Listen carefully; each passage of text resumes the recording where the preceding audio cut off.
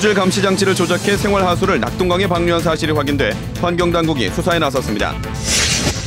설계도와 실제 위치가 달라 상수도관이 터지면서 비슷한 사고가 반복될 우려에 불안이 커지고 있습니다. 진주의료원 재개원 주민투표 청구 서명의 47%가 위변조와 중복으로 무효 판정을 받았습니다. 남해안에 국한되던 나열대 과일 재배가 가격 경쟁력을 무기로 틈새 시장을 공략하며 경남 전역으로 퍼지고 있습니다.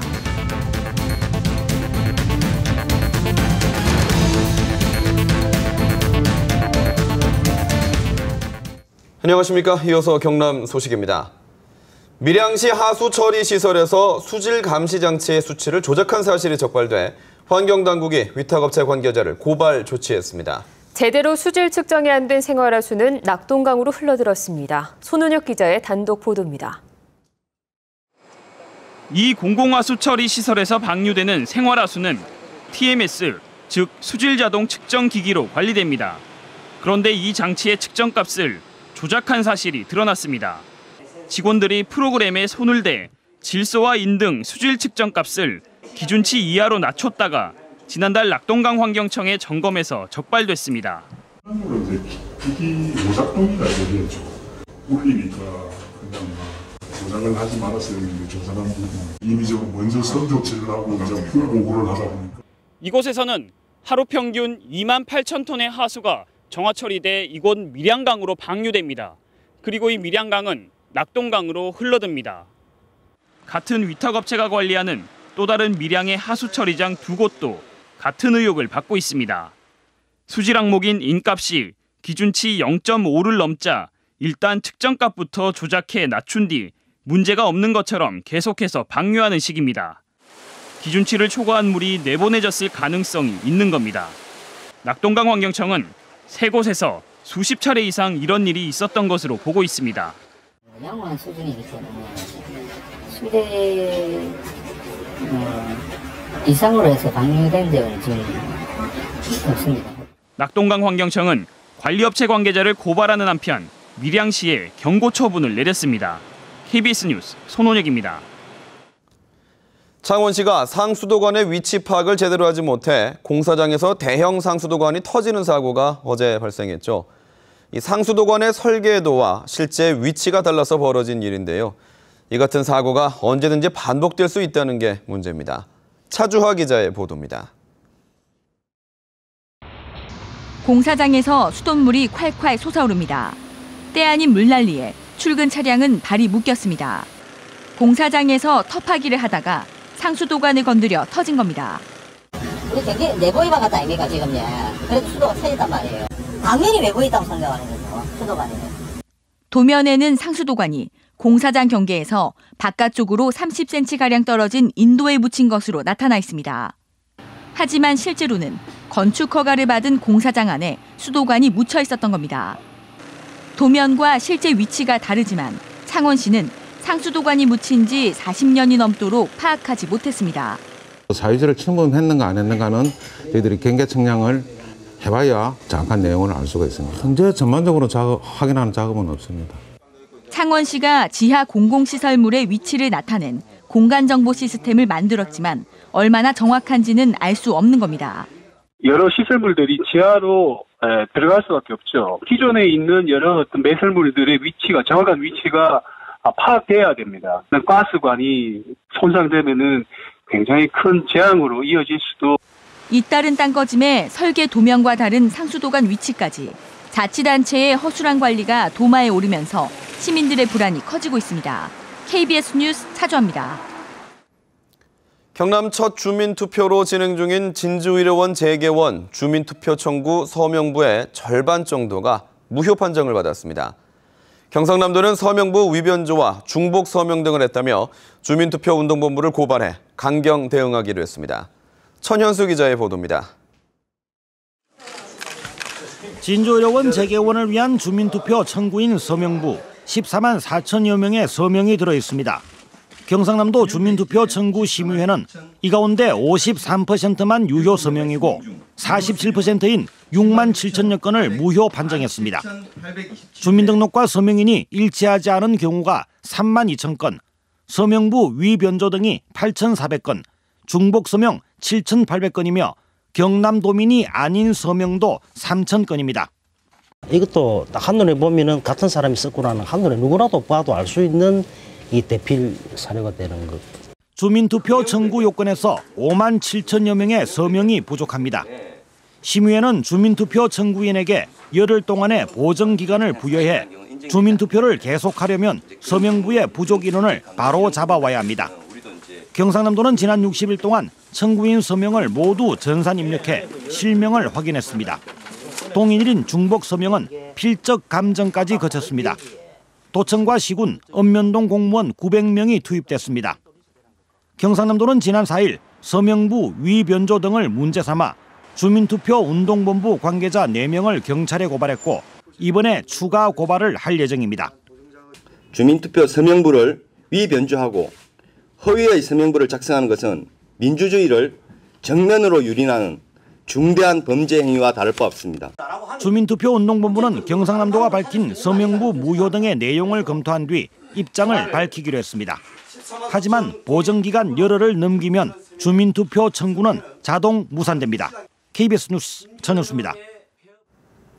경남 학교급식 행정사무조사 특별위원회가 교육감과 교육청 간부들이 거짓 증언을 했다며 법적인 조치를 검토하고 있다고 밝혔습니다. 무상급식과 관련된 공방은 계속될 것으로 보입니다. 김대진 기자의 보도입니다. 이번 위정 논란의 핵심은 교육감이 급식 문제 대응을 공식적으로 지시하고도 조사 특위에 참석해서는 지시한 일이 없다고 증언한 것에 대한 공방입니다. 박춘식 특위위원장은 오늘 두 번째 기자회견을 열어 교육감이 공문으로 지시했다고 밝혔습니다. 지난 4월 6일자 학교 무상급식 중단에 따른 협의회 개최 계획 공문에 교육감이 결재를 했다며 시민단체나 학교운영위원회 등의 활동에 조직적 개입을 지시한 것이라고 주장했습니다. 이 공문에 따라 각 교육지원청에서도 세부 지침을 마련해 현수막 게시나 행정지원 등을 한 증거와 정황이 드러났다는 것입니다. 허위 해명을 계속하면 법적 조치를 할 수밖에 없다고 밝혔습니다. 직접적인 개입을 했다는 증거가 명명백백히 밝혀지고 교육감이 여기에 관여하였다는 사실이 밝혀졌음에도 부당하다는 그런 취지로 하게 된다면 도민들이 준엄한 그런 심판을 받게 될 것이며 이에 대해 경남교육청은 교육감이 결재한 공문은 협의회를 개최한다는 내용이고 세부 지침은 행정국장 전결로 이루어져 위정은 없었다는 기존 입장을 유지했습니다. 조사특위는 또 지금까지 조사 결과 수의계약 한도 초과와 예산 쪼개기 부당 계약 등 다양한 비리 사례가 드러나고 있다며 관련 법에 따라 음정 조치하겠다고 밝혔습니다. KBS 뉴스 김대진입니다. 사막이나 아열대 기후에서 볼 수 있는 과일을 국내에서 생산하는 농가들이 요즘 늘고 있습니다. 판로 확보가 쉽진 않지만 가격 경쟁력이 크다는 점이 장점으로 꼽힙니다. 보도에 송금한 기자입니다. 줄기와 잎에 얼음이 맺힌 모양새인 사막 채소 아이스 플랜트입니다. 남아프리카 사막 고지대에서 자라는 작물이지만 일본에서는 혈당치를 낮추는 피니톨 성분이 함유된 기능성 작물로 잘 알려져 있습니다. 김주호 씨는 15년 동안 직접 일본을 오가며 재배 방식을 연구해 올해 함양군에서는 처음으로 수확에 성공했습니다. 전망이 좋지. 전망이 어떤 채소보다도 아마 제가 최고라고 볼 수 있습니다. 어떤 면에서?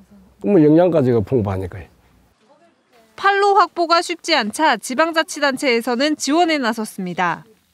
아이스 플랜트를 재배 농가와 검토해가지고 소비자 반응이라든지 앞으로의 추이를 봐가면서 반응이 좋을 경우에는 새로운 작목으로 육성해가지고. 몇 해 전 귀농한 강현호 씨는 아열대 과일 용과를 기릅니다. 파프리카나 딸기보다 손이 덜 가 인건비가 적게 듭니다. 이 농가는 주로 인터넷 직거래 방식으로 판로를 개척하고 있습니다. 일단 차별화돼 있고요. 그리고 그 가격에 대한 그 수익성도 고려가 되고요. 그리고 영농비, 그러니까 재배를 하면서 그 영농비가 조금 작게 드니까. 주로 남해안을 중심으로 재배되는 아열대 희귀 작물들입니다. 자유무역 협정 확대로 밀려드는 수입 농산물의 홍수 속에 희귀 작물로 틈새 시장을 공략하려는 농민들이 늘고 있습니다. KBS 뉴스 송금환입니다.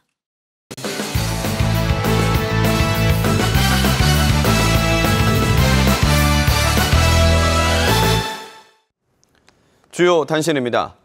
시공사 부도로 공사가 중단됐던 마산 로봇랜드를 대우건설이 맡아 2019년 완공 예정으로 공사가 재개됩니다. 경상남도와 창원시 로봇랜드 재단은 내일 창원시 마산 구산면 해안 로봇랜드 현장에서 협약을 체결하고 공사 재개 절차에 들어갑니다. 내일 체결되는 실시 협약은 오는 11월 도의회에서 승인을 받아야 해 공사는 그 이후에 재개할 수 있습니다.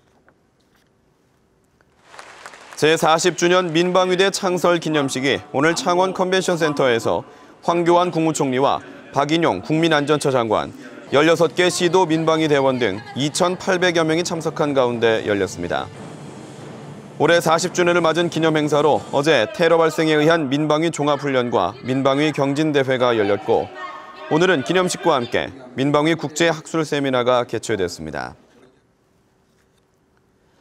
한일 국교 정상화 50주년을 맞아 경상남도와 일본 효고현 간 우호 교류가 활발해지고 있습니다.